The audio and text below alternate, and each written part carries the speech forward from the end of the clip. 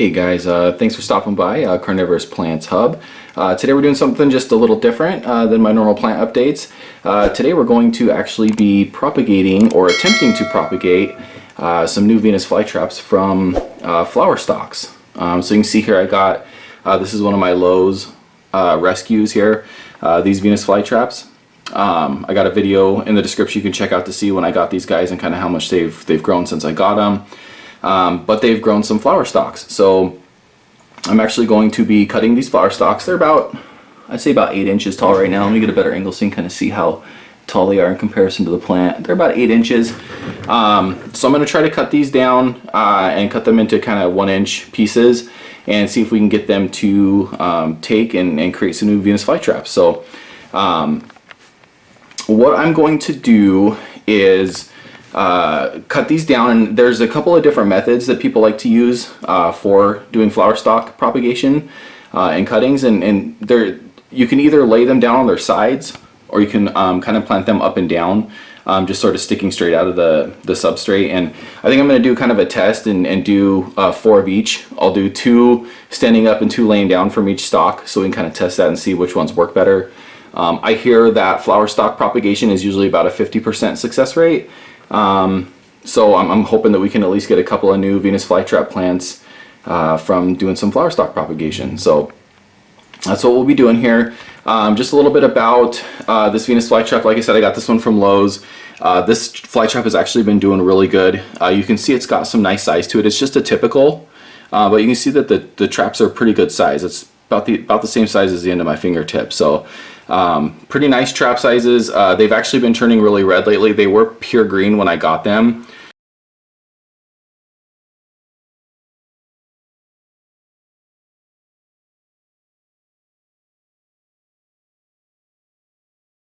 But I've been having them under my Vipar Spectra grow light, and you can see they've really got some nice red color now. So I'll throw a link in the description to my Vipar Spectra light so you can check that out on Amazon. It's a great grow light. I have to do some adjusting though because these have gotten a little burnt. I can see that some of the lashes have gotten a little burnt. I don't know if the camera really picks that up. You can see the very tips of some of those lashes are a little burnt. So I still kind of need to play around with the where the length is or how far away the light is from the plant. You can see on the top of the flower stalks, I don't know if that's going to focus, but you can see that they got a little burnt too on top of the flower stalks, and they're much closer obviously than the rest of the plant to the light. But so I'm still kind of messing with that and doing some adjusting, but even though they've gotten a little burnt, they've still just really they've gotten bigger. I've gotten a lot more new growth, and they've just turned this really beautiful shade of red. And before they were just a little tiny bit of red on the inside, almost pure green, and now you can see that they're almost completely red now. So getting that really nice red color. And as soon as I put them under the grow light, that's when the flower stalks started popping up. So I just think that the grow light really helped them. We're in November right now, so we're well into the winter, and dormancy will be starting soon. And I'm not sure if I'm going to be putting this one through dormancy yet. I don't think I'm going to. I'm going to try to experiment with this one and not put it through dormancy, but that's information for another video. This video is going to be all about cutting these flower stalks off and seeing if we can get some new Venus flytraps. So with the flower stalks, a couple things to know. Really, if you're not going to be doing flower stalk propagation or you're not collecting seeds, you probably really should cut these off well before they get to be this size, because they do really suck the life out of your Venus flytrap. And I actually noticed this plant has almost completely stopped growing. There is some new growth down there, but you can see it's a really tiny new growth. And that's all the new growth that I've really got since the flowers have kind of popped up, and it's really slowed down. So if you really want your plant to just be healthy and you don't care about getting seeds, you don't care about propagating new plants, then just cut these flowers off right away. They do flower, but they're just really plain white flowers. It's not that they're not pretty, they're nothing spectacular. So you're not really missing out on anything if you don't let them flower. And also your flytraps are going to be significantly more healthy, and your flytrap will continue to grow better if you cut these guys off well before they get to this point. Also, if you're going to propagate them from flower stalk, you want to try to cut them down and get them into the soil before they actually open up and flower. You can do it after they flowered, but my experience has been in the past is that they just don't work. The success rate isn't nearly as high. So try to get these into the soil before you see any of the white flowers start to bloom at the top there. So these probably will grow to be a little bit bigger, but I wanted to cut them off of my plant here soon because I don't want them sucking the life out of my plant anymore. And I want to make sure that if I propagate these and try to grow some new typicals, that I'm not going to wait too long and it'll be too late after the flowers actually bloom. So I'm actually going to go ahead and put this camera on my tripod, and I'm going to cut these flower stalks off into 4 separate pieces and get them planted into there. And I'll show you how that's done. Let's do it. Okay guys, got the camera on the tripod. Real quick though, before we get too much further into doing this flower stalk cutting and propagation, I just wanted to thank you for being here, let you know that I appreciate you being here. My goal is to one day open up a carnivorous plant nursery, and you being here and watching this video is actually supporting me in that endeavor, so I really appreciate that. Also, subscribing to my channel is super important to me. It really helps me out. That also really supports me in my dream. So please subscribe to my channel, like the video.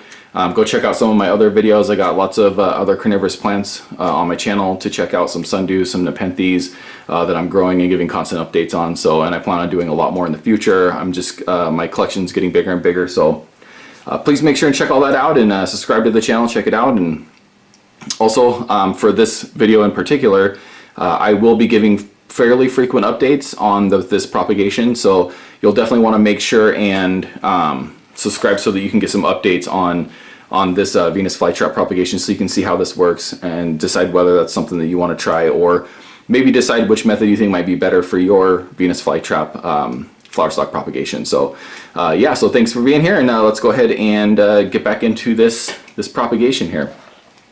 Okay, so I got my plant here. So one thing that's really important that you want to make sure of is when you cut these flower stalks, you want to try to get as low to the base of the plant as possible, so you can get as much of the flower stalk off.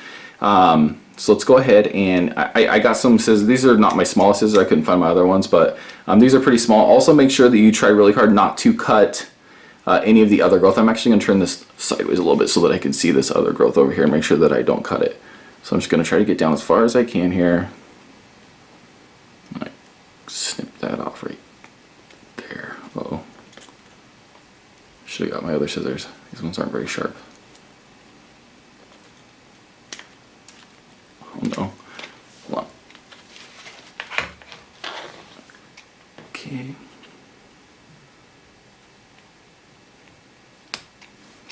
I wasn't expecting that to be that much of a battle, but there we go. So there's one flower stalk. It's got a really dark purple color at the bottom there. It's kind of cool. Okay, that one, and then hopefully this one comes off a little bit easier. Jeez. Okay, there we go. And that one snipped right off. So, and flower stalk too. That one's got a weird kind of a crook in the middle. That's kind of cool. Okay, so there's our flower stalks.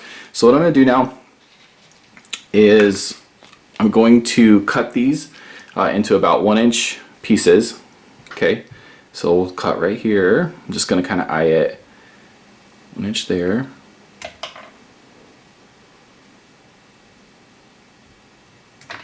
1 inch there. We'll do this one last one here with the flower stalk and the... Okay, I want to keep these separate from... I'm going to actually... Hold on guys, I'm going to move the camera down just a smidge here.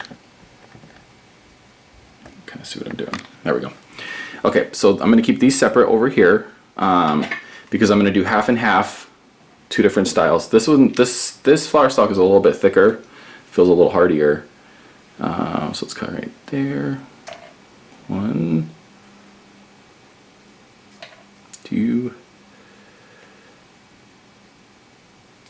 3, and 4. Okay. Go. Okay.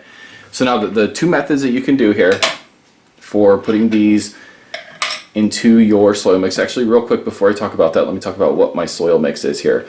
So you know, let me bring these guys into the center frame for you here. Okay, so this is a soil mix that I actually made at home. This is a mix of perlite, peat moss, and silica sand. About even amounts of peat moss and perlite, and then probably about a third amount of the silica sand. And that's just to give it a very give it a good aeration so that the water can go through it really well, but it also absorbs and kind of maintains a lot of the water. So it's a really good Venus Flytrap mix. And if you want to create your own, you sure can. I have a video in my description that kind of shows you how to create or mix your own soil. But there's also a link in my description with soil mix that you can just buy right off of Amazon. A lot of people like to do that because it's just kind of easier and less time consuming, and it's only like 11-12 bucks for a bag of it. So link in the description for that as well. Or you can make your own. I like to make my own and just keep a lot on hand and then always have it available for when I spontaneously buy some new plants. But you do you and I'll do me. Okay, so the other thing too is that with this, you want to make sure and keep the soil mixture really wet. Probably more wet than you would keep your typical Venus flytrap, just because the propagation process and getting roots requires a little more of the distilled water. That's another thing to make sure only use distilled water, rainwater, or reverse osmosis water, pure water. Make sure it's just water that doesn't have any minerals in it. I wouldn't use tap water unless you've tested your tap water before with a meter and you know for sure that it's under like 50 parts per million. Then it's probably okay to use your tap water, but I would use distilled water. That's what I get. I just get it at a big box store, just get gallons of distilled water. So, okay. So we got a couple different methods here. Let me grab this colored pencil, so I'm going to use it to kind of dig my holes here. So you have sort of the lay down method, which is just kind of laying it down on its side like that, right? And then you have the stick it in the ground method, which is just sticking it in the ground just like a flower stalk would sit in the ground, just like that. So we're going to be doing, I'm going to take 2 from each one here. So I'm going to take 2 from the one cutting and 2 from the other cutting, and then I'm going to do 2 from this cutting here, and then I'll leave these 2 here, and then I'm going to try to mix and match these a little bit so that we can kind of test and see which method worked better. And I'll label these as, I forgot my label, but I'll label these as soon as I'm done, just so we can kind of get an idea of which one's which. But okay, so I'm going to do 2 in this one, sticking straight up. Oops, actually no, I probably don't need to dig a hole for that because I think these will go in just fine without the hole. So let's just stick this guy in right here. Right there, that one's hard to see because it's purple. Okay, and then I'm going to take one from the other one here. I'm going to stick it straight down as well. You want to stick them down not super far, not too far, but also you want to stick it down just far enough so that they don't fall over and they're not too loose, so that they can, you know, stay up. And then for these ones, I'm going to create just a little bit of a thing here, so that I think the important thing when you put these down on their side is that you make sure that you don't cover it up, but you do make sure that the ends are covered a little bit. Okay. Now, a lot of people will tell you that this method is better, and the reason they think this method is better is because you have both ends that are going to be in the soil. And if both ends are in the soil, then people think that there's a better chance that the ends of these will sprout roots. So that may be the case. I don't know. I'm going to test it out right now. In the past when I did this, I always did them on the side, and I had about a 50% success rate. I've never actually done them up and down like this, but I have seen a few people doing it this way. So, and I'm actually going to switch this one. I'm sorry, I'm going to pull this one out because I think the one with the flower head will actually do a little bit better sticking out of the ground than it will laying down. I'm going to kind of see if that flower will still bloom. I don't know if it will because I cut it off a little bit before bloom time, but we'll kind of see what it does. So, and then I'll do this one over here.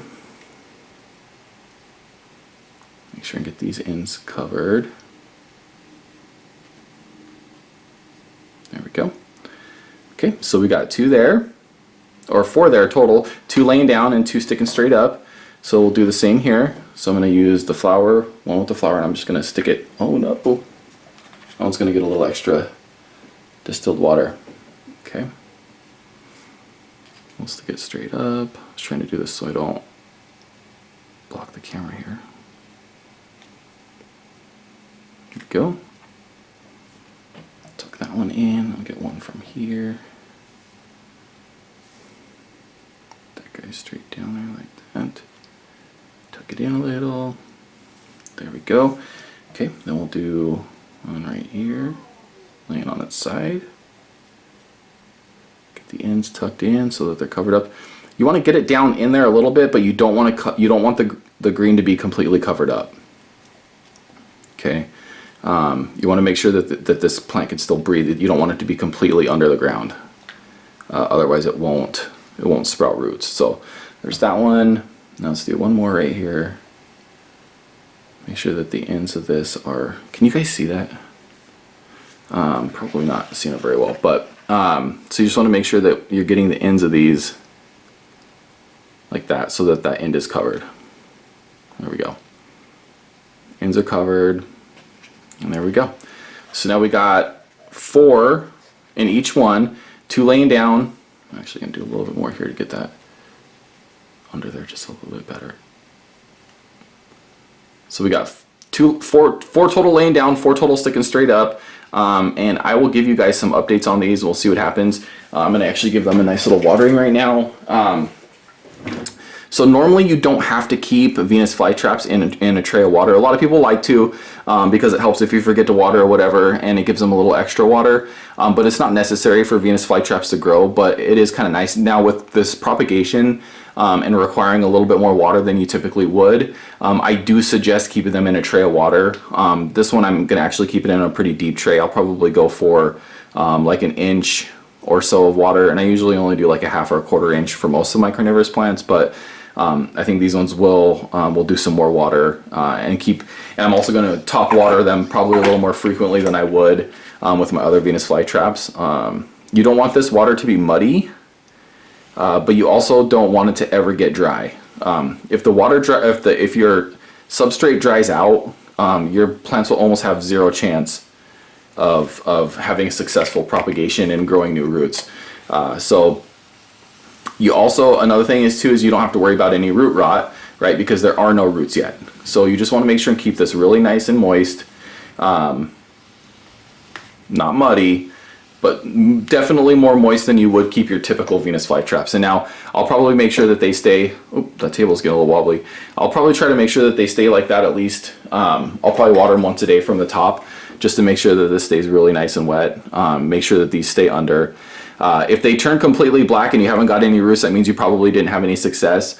The longer that they stay green, typically, the better your success rate will be, because the longer they stay green and healthy, the longer your chance is that they're going to grow new roots. So, okay guys, real quick before I ended the video, I just wanted to kind of give you a close-up here so you can kind of see what I did.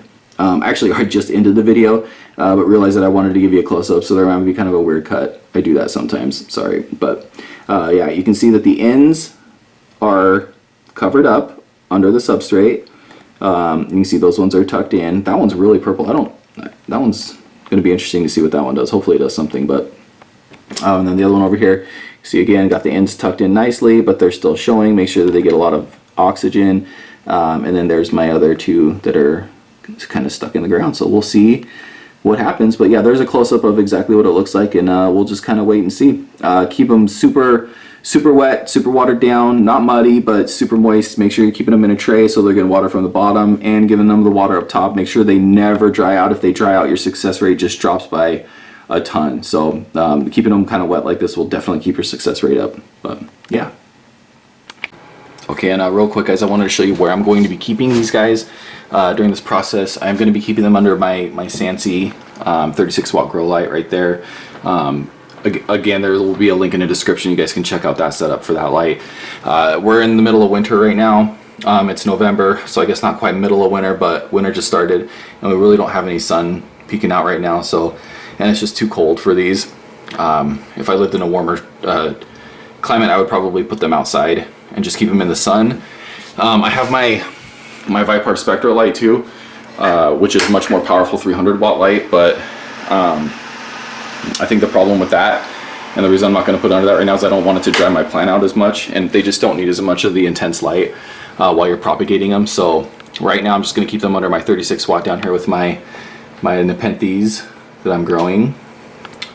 I got a Ventrata over here. So if you guys want to see more on those plants too, I got videos on those. I'm going to be doing an update on these guys here real soon actually, so you guys can see more of those. But yeah, so this is where I think I will keep them and where they'll stay for now. Down here with my Nepenthes. You get a little bit more humidity down here too because of my humidifier. I don't think that's super important, but that might just help them stay a little more moist longer rather than drying out so quick. So Yeah, cool. Again, guys, subscribe to my channel so you can get some updates on these flower stock cuttings, and we can see if we can grow some new Venus flytraps. Whether I get new Venus flytraps or not, I will keep you updated. I've seen a lot of people do these videos and they just never really post a video again, which is really frustrating because you don't really ever know if they had any success with this. I was also thinking about taking like a picture a day or something and maybe doing like a video showing the actual changes, you know, with a picture a day, so you can kind of see exactly what the process is. But you don't have to worry with this. I promise you that you will get some updates on this, and I'm not just going to leave you hanging, showing you how to do this, but not ever showing you the results of getting some new Venus flytrap. So whether this works or not, I promise to give you some updates on it. So yeah, so thanks guys. This video. Go watch some of my other videos. Subscribe to the channel. I really appreciate you being here. Check out my video description so you can see some of my other videos. You can check out how to buy a Venus flytrap of your own. You can also check out how to get some of your own soil mix, so you can start growing your own plants. So you guys can start doing some of this stuff for yourself. So yeah, thanks a lot for being here, guys. We'll hopefully catch you at the next video.